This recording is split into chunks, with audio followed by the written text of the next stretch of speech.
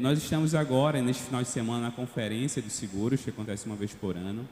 Começou na quinta-feira com uma live, começou com um culto na sexta, efetivamente. Ontem tivemos um dia inteiro de atividades e vamos encerrar hoje à noite com mais uma celebração ao Senhor. Quem está com a gente este ano, né, é o André Costa, queria chamar ele aqui à frente. O André já esteve com a gente em 2018, foi um tempo muito edificante também. Acho que os irmãos, muitos já estavam aqui, talvez lembrem dessa conferência. André, ele é de Minas, ele é de Ipatinga, é casado com a Chelsea, tem 6 filhos e trabalha muito com a área de família. Então, edifica a muitos de nós sobre casamento, relacionamento, criação de filhos. Então, ele estará com a gente hoje pela manhã e hoje à noite. Então, venha estar com a gente, traga alguém, que seja um tempo de edificação. Vamos orar, que o Senhor o abençoe. Senhor, nosso Deus, nosso Pai, graças te damos por este culto, graças te damos porque o Senhor nos trouxe em paz à tua casa. Nós te agradecemos porque o Senhor nos possibilita a reunião pública e o estudo público, Senhor, da tua palavra. E nós te agradecemos pela vida do irmão André. Nós te pedimos, Senhor Deus, que Cristo esteja na mente, no coração e na boca dele neste momento, para que ele fale a tua palavra, Senhor Deus, e ele anuncie a verdade do Evangelho ao nosso coração. E nós te pedimos, Senhor Deus, que o nosso coração esteja receptivo à tua palavra, para que nós possamos ouvi-la, recebê-la, Senhor Deus, e aplicá-la em nossa vida. Para que assim, Senhor Deus, alcancemos um coração sábio, um coração temente ao Senhor. É o que nós te pedimos em nome de Jesus. Amém.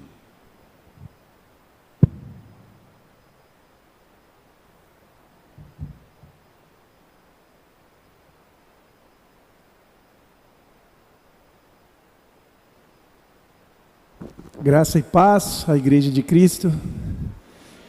Quero cumprimentar a todos, dizer da minha alegria de estar aqui mais uma vez. Em 2018 estivemos aqui no Congresso dos Seguros da Verdade. Cumprimento ao pastor, uma honra, obrigado pela confiança. Mando um abraço da Igreja Batista do Bom Retiro, lá em Ipatinga, que é a cidade que eu congrego, na pessoa do meu pastor, Cioli Frix.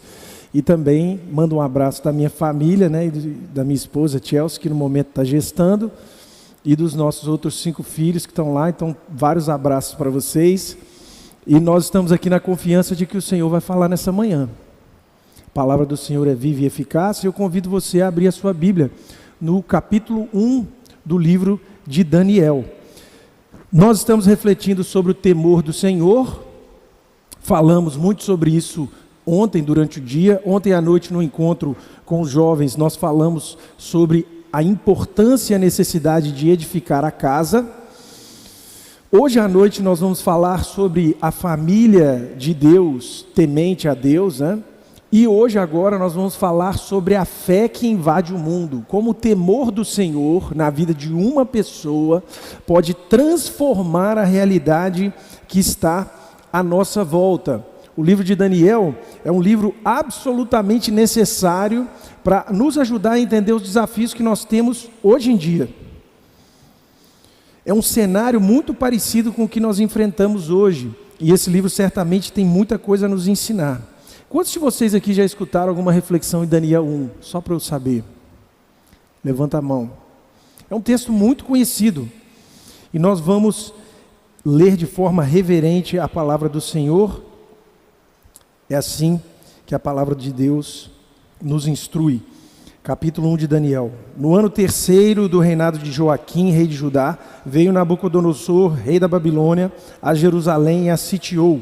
O Senhor lhe entregou nas mãos a Joaquim, rei de Judá, e alguns dos utensílios da casa de Deus, e estes levou-os para a terra de Sinar, para a casa do seu Deus, e o pôs na casa do tesouro de seu Deus. Disse o rei a Aspenaz, chefe dos eunucos, que os trouxesse, alguns dos filhos de Israel, tendo da linhagem real como os dos nobres, jovens sem nenhum defeito, de boa aparência, instruídos em toda a sabedoria, doutos em ciência, versados no conhecimento, e que fossem competentes para assistirem no palácio do rei e lhes ensinasse a cultura e a língua dos caldeus. Determinou-lhes o rei a ração diária das finas iguarias da mesa real e do vinho que ele bebia, e que assim fossem mantidos por 3 anos, ao cabo dos quais assistiriam diante do rei. Entre eles se achavam dos filhos de Judá, Daniel, Ananias, Misael e Azarias. O chefe dos eunucos lhe pôs outros nomes, a saber, a Daniel, a Beltesazar, a Ananias e o de Sadraque, a Misael, o de Mesaque, a Azarias, o de Abdenego.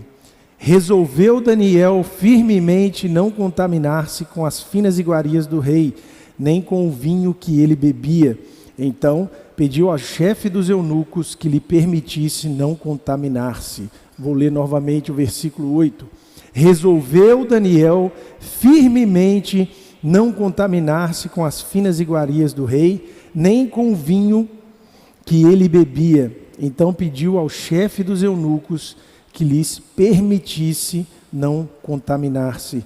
Essa é a palavra do Senhor. Meus irmãos, preste bastante atenção. O que está acontecendo nesse texto aqui é algo que nenhum de nós passou. Eu não sei qual que é a sua história, eu não sei qual que é o seu background, eu não sei qual que é a sua matriz, eu não sei o que você passou na sua casa, eu não sei qual sofrimento te atracou, eu não sei qual que é a dor que está no seu coração hoje, mas eu afirmo tranquilamente que qualquer que seja a sua dor, ela é muito menor do que a dor que Daniel está vivenciando aqui nessa passagem. Nós estamos falando de uma guerra em que um rei invadiu a cidade de Jerusalém, sitiou essa cidade, invadiu essa cidade, tirou tudo que era de precioso daquela cidade, inclusive as pessoas mais bem preparadas.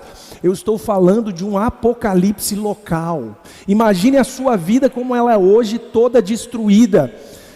Fumaça, poeira, pó, nada resta.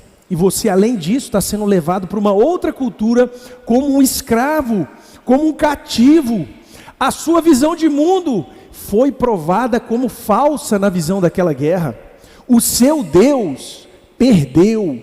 Tudo que você acreditava não faz mais sentido. Essa é a visão que Daniel, essa é a realidade de Daniel e de seus amigos.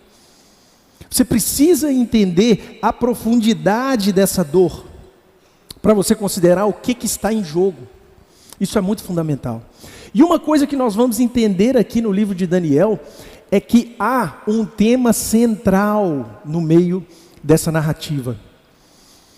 Enquanto a realidade, a história se desenrola nesse mundo presente, está acontecendo uma batalha entre deuses. É isso mesmo. No descortinar da realidade, existe o Deus verdadeiro batalhando contra deuses falsos. E a nossa vida aqui na terra, as decisões que a gente toma, se revelam, na verdade, apenas uma parte da realidade plena. A realidade plena é uma batalha cósmica entre deuses, entre o Deus verdadeiro e deuses falsos. E em Daniel a gente vai poder compreender uma realidade que você precisa memorizar. O ser humano é absolutamente coerente com o que ele acredita. Eu vou repetir.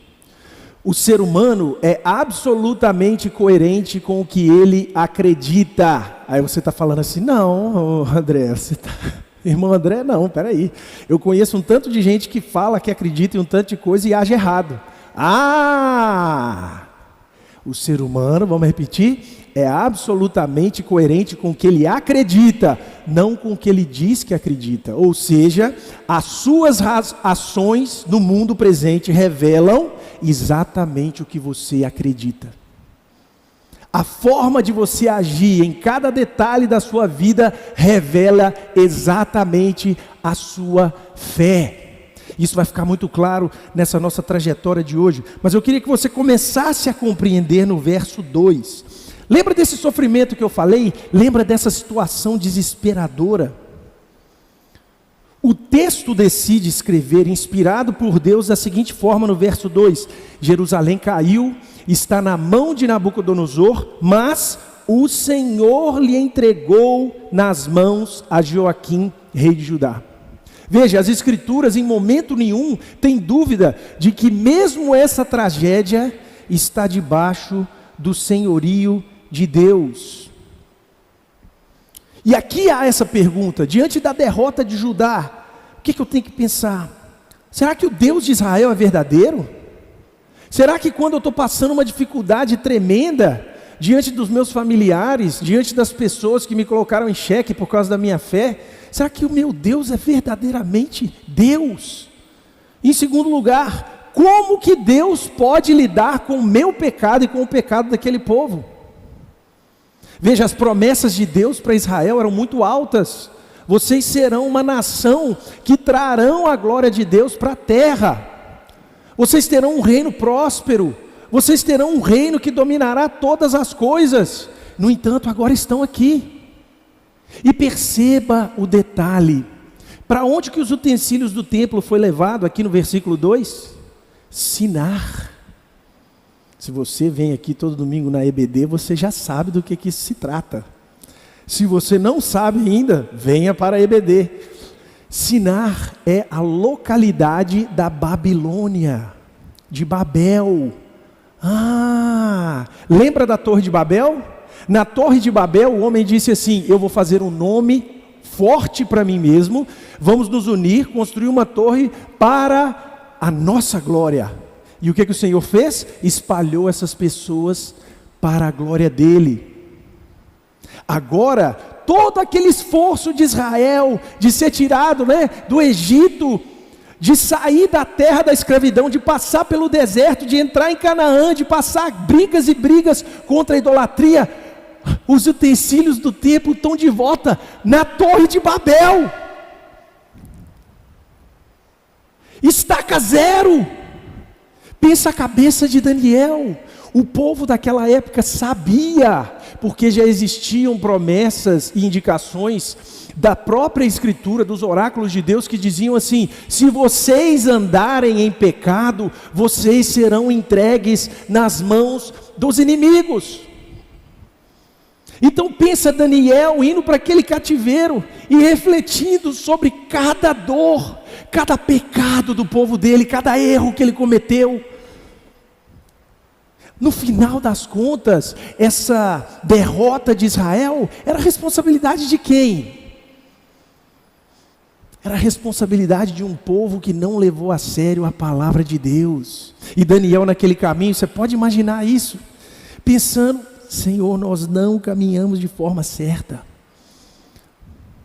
O Senhor é Deus, o Senhor é verdadeiro. O que será de nós? Essas são as perguntas que estão. Mas o texto nos lembra, veja bem, o Senhor decidiu. E aqui eu quero deixar com você a primeira lição. Temer a Deus significa reconhecer a soberania dEle. Ainda que nós tenhamos errado, ainda que a nossa escolha não tenha sido a melhor, o Senhor nos permite passar por situações para nos tratar. Você está aí num casamento difícil e fala: você não entende porque o meu casamento é muito difícil. Deus permitiu você casar com esse preguiçoso. Você não entende que a minha mulher é assim, ela fala demais. Deus permitiu você casar com uma mulher que fala demais. E Ele quer encontrar com você exatamente nessa hora. Não interessa o que te trouxe até aqui, pode até ter sido os seus muitos erros, mas há um Deus gracioso que agendou, apesar dos seus erros, um encontro cósmico com você. É exatamente aí na sua dor, no seu problema, é exatamente nessa guerra que você acha que está perdendo, que o Senhor diz: eu estou contigo. A minha graça é tão grande e maravilhosa que eu permiti que os seus erros tivessem consequência, para que agora você pudesse me olhar face a face. É sobre isso. Temer a Deus significa reconhecer que a graça de Deus é tão poderosa e maravilhosa, que ela vai correr atrás de nós, mesmo que nós estivermos fraquejando, porque é o nome de Deus que está em jogo, é o poder de Deus que está em jogo, e Ele não lançará fora aqueles que vieram até Ele, ainda que estejamos fracos. Se você verdadeiramente pertence ao Senhor Jesus, Ele não lançará fora. Essa é a nossa segurança. tema a Deus reconhecendo que Ele é soberano, mesmo apesar dos seus erros.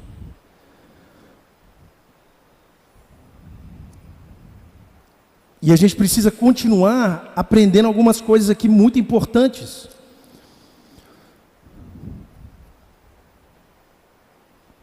No verso 4, a gente percebe que Daniel e seus amigos são considerados o quê? Os mais sábios e bem preparados do povo deles. É o que diz aqui o verso 4, ó. Olha aqui comigo.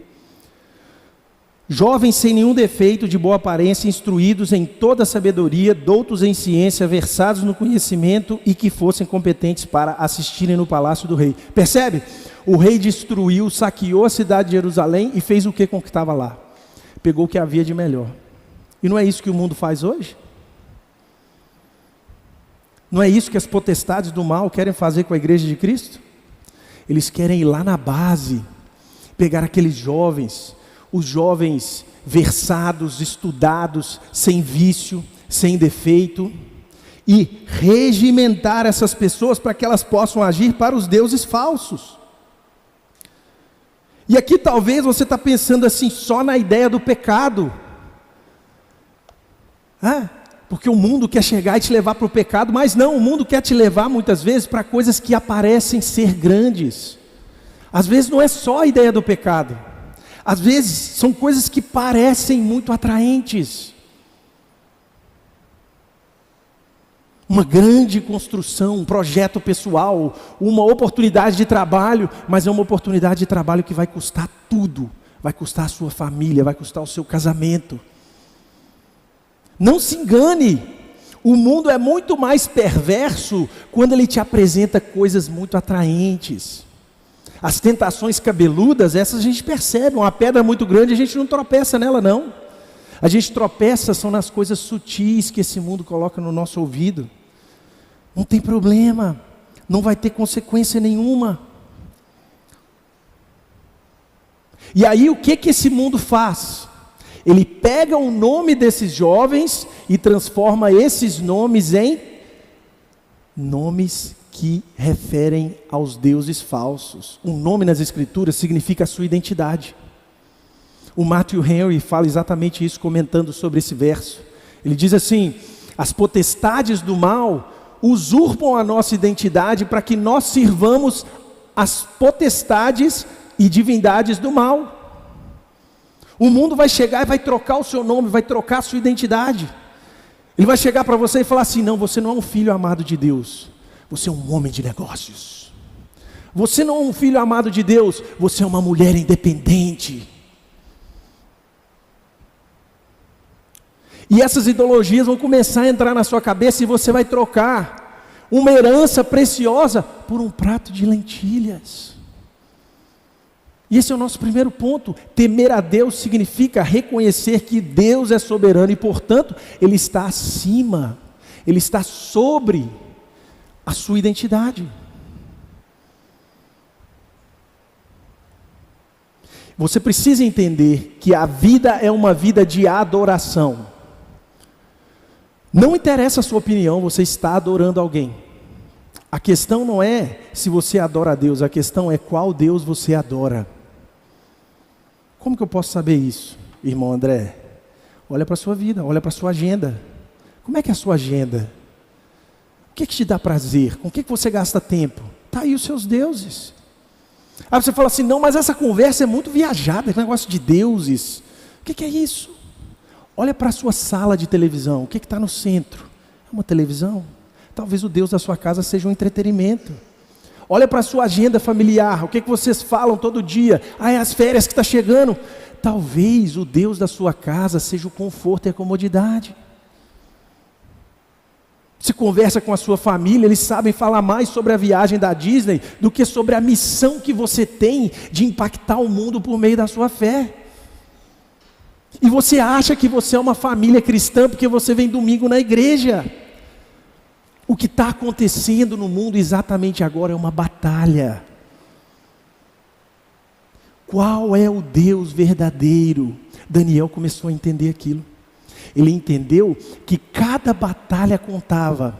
Ele entendeu que se ele precisasse realmente colocar Deus como prioridade, a eternidade teria que invadir a vida dele para afetar os mínimos detalhes.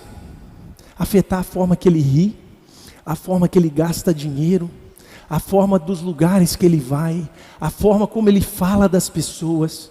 É isso que esse texto está mostrando para a gente. Por isso que Daniel falou, resolveu irrefutavelmente ser fiel ao Senhor.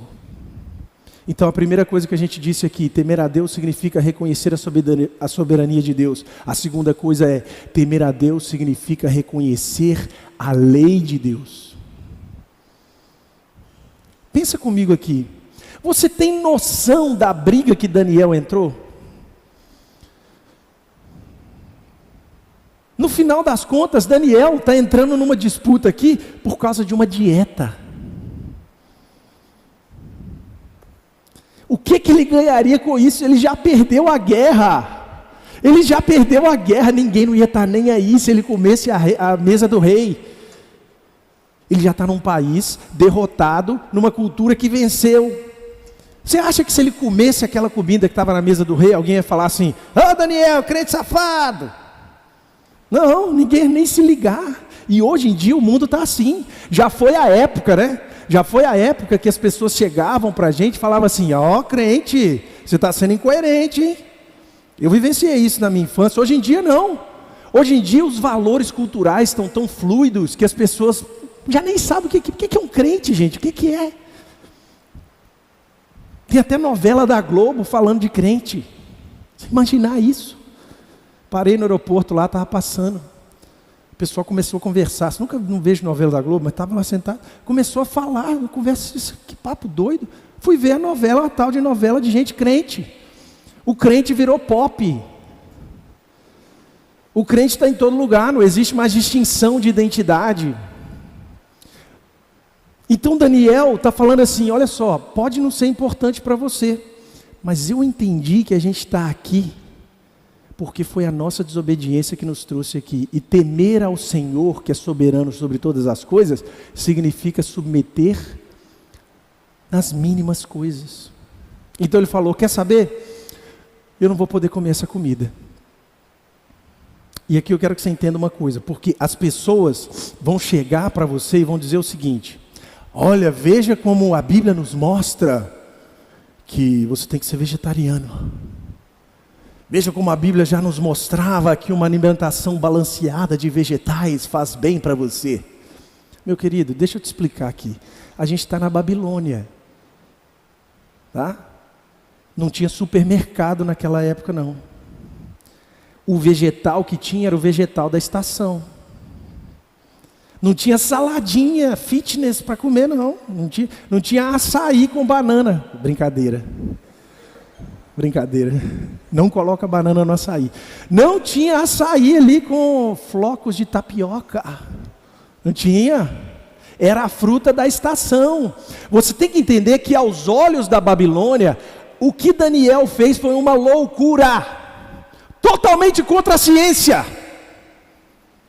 Totalmente contra o conhecimento científico da Babilônia, que dizia, para você ser uma pessoa saudável, coma da mesa do rei. Sabe o que as pessoas falariam de Daniel naquela época? Você é maluco. Você está rejeitando uma comida que é nutricional, que é boa para você, que vai te deixar forte. Se você lê o livro de Daniel e acha que Daniel ficou mais forte porque ele comeu vegetais, você está lendo errado. Ninguém naquela época pensava isso. O que Daniel fez foi um ato de fé e coragem. Porque ele estava falando, eu prefiro ficar desnutrido, fiel a Deus, do que ficar nutrido com uma comida nojenta, que reflete valores nojentos. Essa é a decisão de Daniel. Não glamorize, não gourmetize a decisão de Daniel. Não racionalize a decisão de Daniel. A decisão de Daniel é uma decisão intrépida de alguém que teme ao Senhor até o profundo dos seus ossos. Ele entrou numa briga a ponto dele ter chance de morrer. Por causa de quê? Dieta. Leis que hoje, segundo o Novo Testamento, nós nem precisamos seguir mais, porque eram leis de costume, mas para quem era um filho de Deus naquela época, era a lei de Deus. E não me interessa se você entende a lei de Deus é vida, ainda que o mundo não entenda que ela é vida.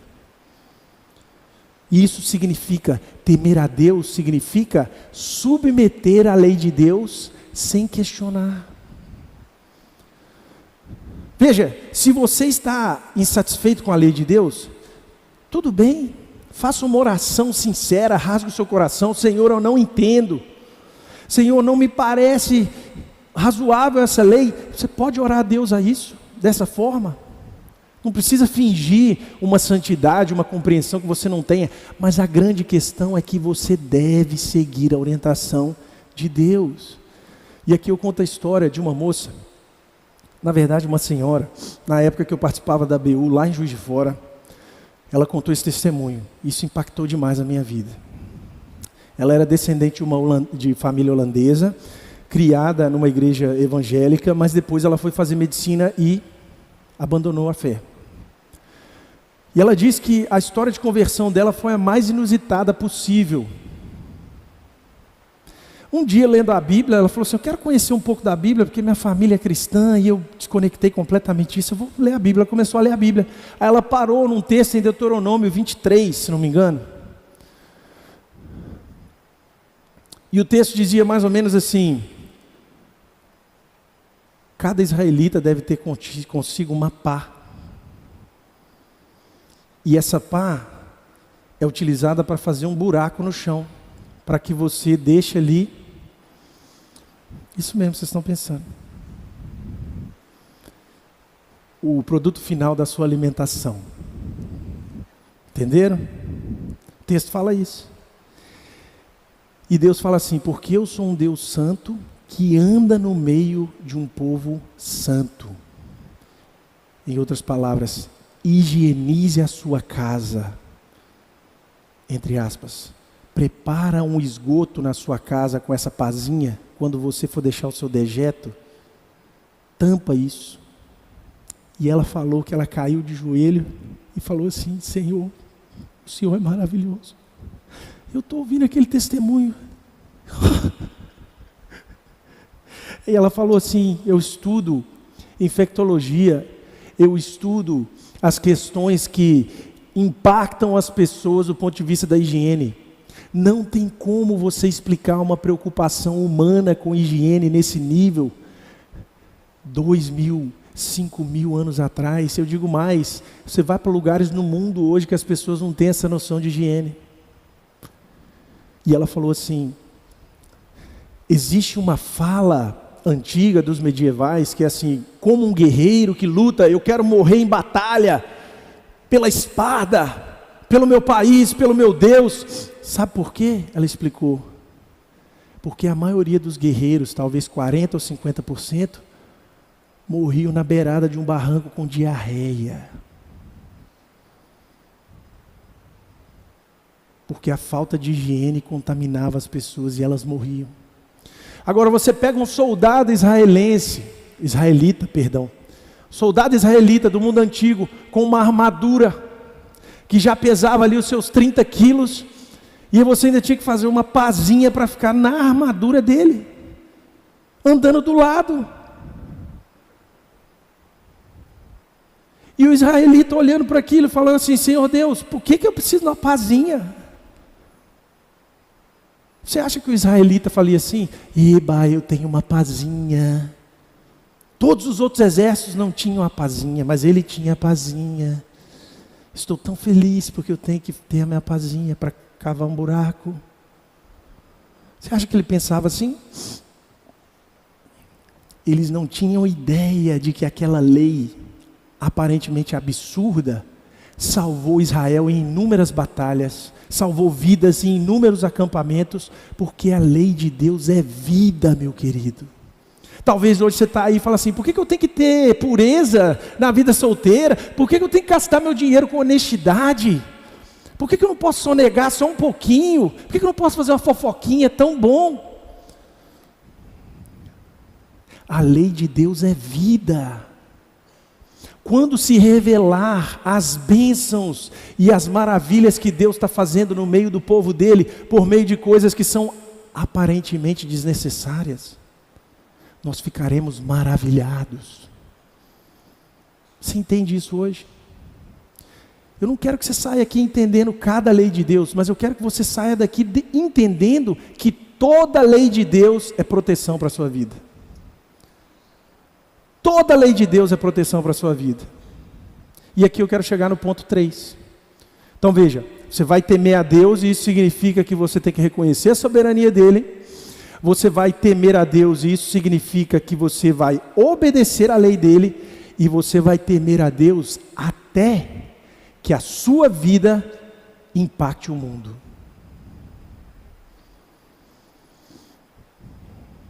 A batalha de Daniel mostra o seguinte: Deus vai fazer o extraordinário no seu ordinário. O grande palco da ação de Deus não é a sua grande batalha na frente de uma grande audiência. O grande palco da ação de Deus é exatamente agora. É a forma que você lida com o seu trabalho, com o seu professor, no seu casamento. Está existindo uma batalha épica de deuses exatamente nas coisas menores que você faz. Veja, o fato de Jesus Cristo ter descido até a terra e virado homem é mais um argumento de que Deus se importa com coisas ordinárias. O Senhor Jesus foi alimentado por uma mãe. O Senhor Jesus foi um carpinteiro. O Senhor Jesus viveu uma vida humana. E a vida humana é um amontoado de momentos ordinários. A vida humana é um amontoado de escolhas que você faz a cada momento da sua vida. E Deus está dizendo assim: eu estou contigo. Como que você vai enfrentar o próximo desafio? Como que você vai voltar para o trabalho amanhã e lidar com aquele cara que fala mal de você? Como que você vai lidar com as pessoas que trabalham na sua casa? Talvez você tenha pessoas trabalhando na sua casa e você está tratando eles só como uma questão financeira. Quantos aqui na igreja tem testemunho para contar de alguém que trabalha na casa e se converteu ao Evangelho? Porque na sua casa você é quem você realmente é. E as pessoas estão lá e veem que falta Deus na sua casa. E elas não só não convertem lá dentro, elas saem falando para as outras pessoas que aquela casa não é boa de trabalhar não. Porque é casa de gente mesquinha, é casa de gente que faz conta de coisinha, é casa que trata a família como se fosse negócio. Nós estamos vivendo uma epidemia de briga familiar. A jovem fala assim: não consigo lidar com a minha sogra. É claro que não, você contratou uma sogra. Você contratou uma babá, você pagou escola, você não precisa mais dela. Antigamente, quando não tinha isso tudo, você tinha que aprender a lidar com a sogra. Você tinha que aprender a lidar com o ser humano e falar assim: Senhor, obrigado porque tem uma vida aqui para me dar suporte na minha família. Nós estamos perdendo a batalha, porque a gente não entende que nessas coisas o Senhor está nos chamando para ser imagem e semelhança dEle. A sua ação ordinária no mundo é um lugar em que a glória de Deus invade a terra? Essa é a pergunta. Quando você senta na mesa e tem a oportunidade de falar mal de alguém, tem uma batalha de deuses aí. Quando você liga a televisão e está um programa ali que não tem nada a ver com a sua fé, tem uma batalha. Quando você está sozinho em casa e tem o risco da pornografia, tem uma batalha. Quando você abre o seu Instagram e tem uma tentação de você fazer uma coisa contra a sua fé que vai gerar likes, tem uma batalha. O Senhor Deus não rejeita os mínimos detalhes da sua vida. Ele quer ser Senhor sobre os mínimos detalhes da sua vida. Eu quero que você entenda que lá na frente da história de Daniel, se a gente continuar lendo esse texto aqui, imediatamente Daniel se revelou mais sadio que os outros homens, ele e os amigos dele, de forma milagrosa. Não foi por causa de nutrição não, foi por causa da ação de Deus, porque nem só de pão o homem viverá. Depois Daniel chegou a influenciar um reino inteiro. E depois um rei de Daniel rendeu graças a Deus.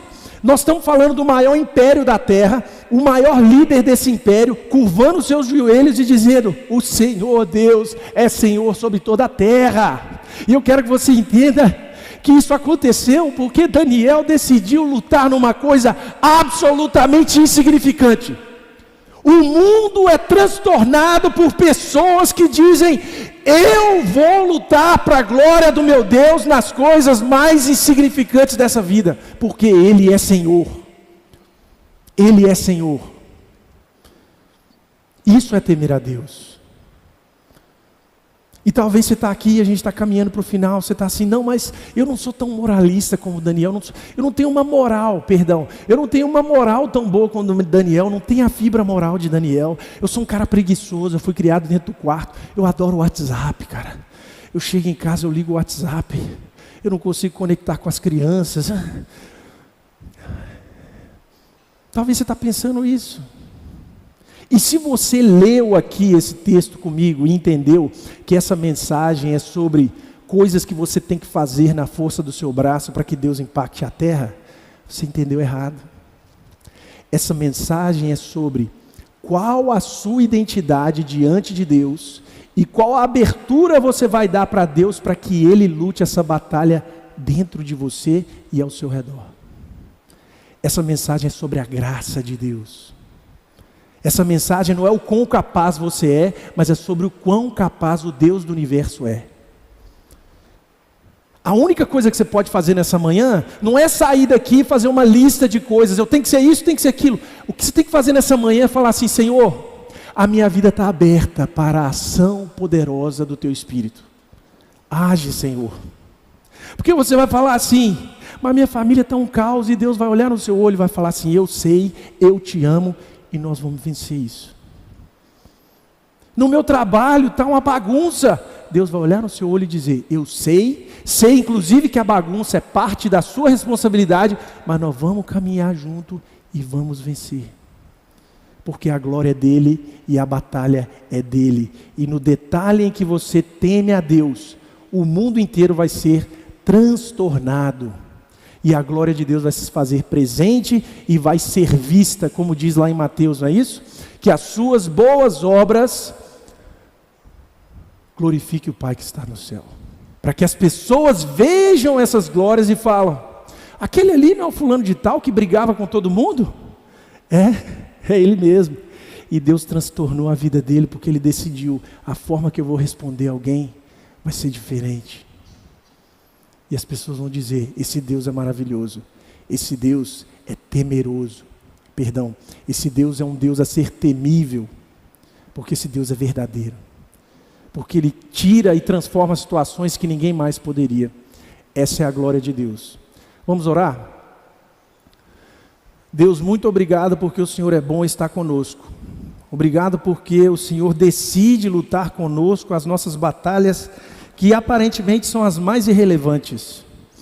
E nesse momento, Senhor, eu oro por cada um aqui, nas suas batalhas do dia a dia, que a Tua igreja espalhada pela cidade de Belém, nós pedimos que o Senhor seja Deus, como o Senhor é em cada uma dessas lutas, que haja aqui conserto nessa manhã, que o temor do Senhor invada a nossa vida e produza fruto capaz de transformar.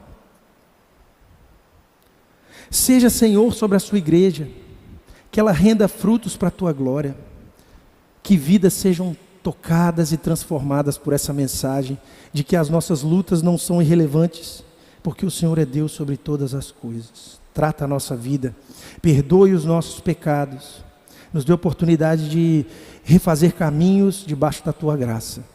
Em nome de Jesus que nós oramos. Amém.